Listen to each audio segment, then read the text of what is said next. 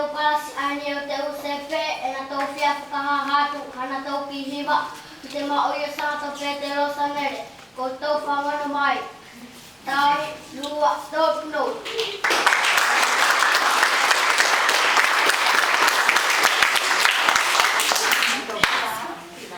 Tai, lua, tau.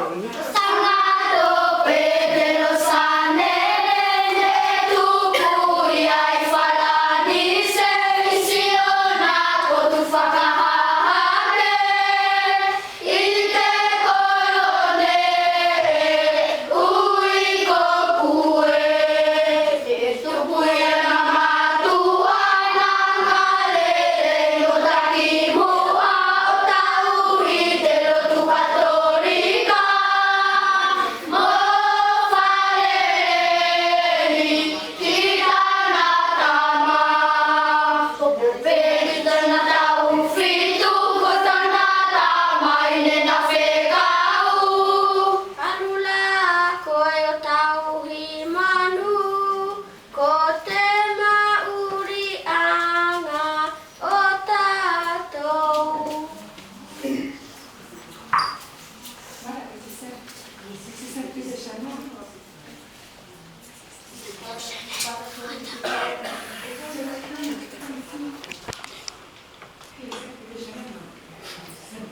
Lulu tongatana tau hi manu hua hakele watana mana tuki ale tare kei na whau o te ute ui aki te whisi i akau i pākele na whakalaka pea whakamaro kia te ia Petelo kua ke ta uwhia Kua langi tonu keke akola Ko Petelo na tari ane Katele ta whai aki pe Toku mua kau whakalalawe Ki taku tamai Mo taku whae Pea alule wakisia na tamai o whai ki ai tana poaki Ko whia ko kua ulahi o whai taki Taku mauri ko te tari asia na tamai Petelo whai peki ai aluna o ako whakalelei Whakataki pea mo anga lelei O tana whae na tari ame Petelo pe i alula koe O tokanga kisi whai kole Ke keliliu koe kohina patele E Petelo na tari ame Kisi ona family furi furi pe Hufa ke tamo whai kore Kia malia he ko te whae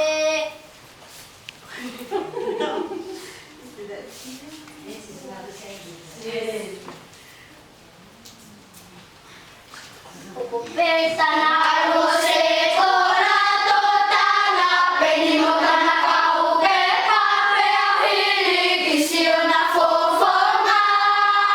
Kae te uiki tona whangona I te lotonga si ako fualahi whausi ona piko Rea ui maa mai tona loto Iau hora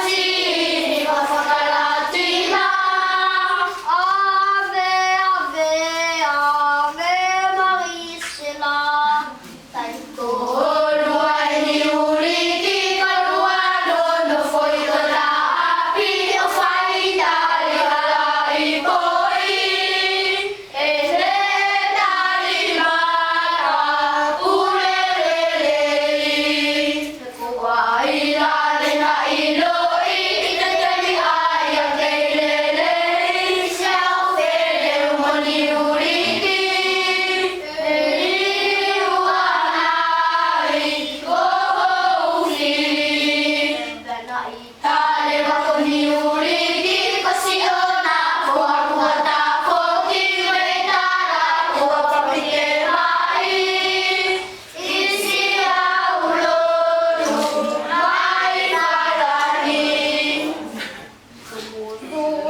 sumusuwe watonu pateke mate para kuwa tua pakamerikele koe nate tupu aha oto namate o mai fiti kamo musu opara ite manua taku peari tua mai pe aru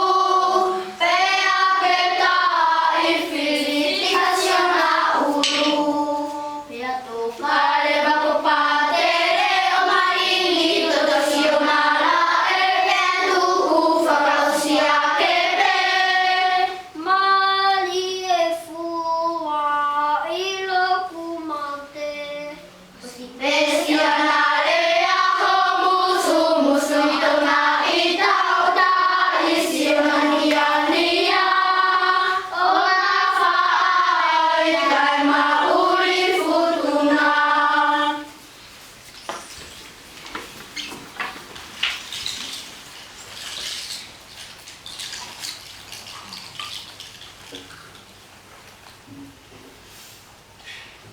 Oye, kai kate pura-pura kuato iube amo futuna esi ora ufa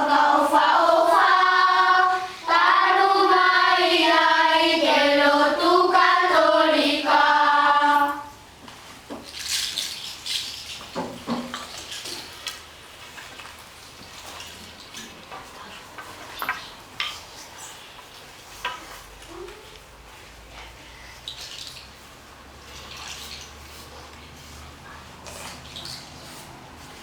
Ufa eta po kuteng matala ai o heki hiwa le teu sepe kamaloa tahi lua torno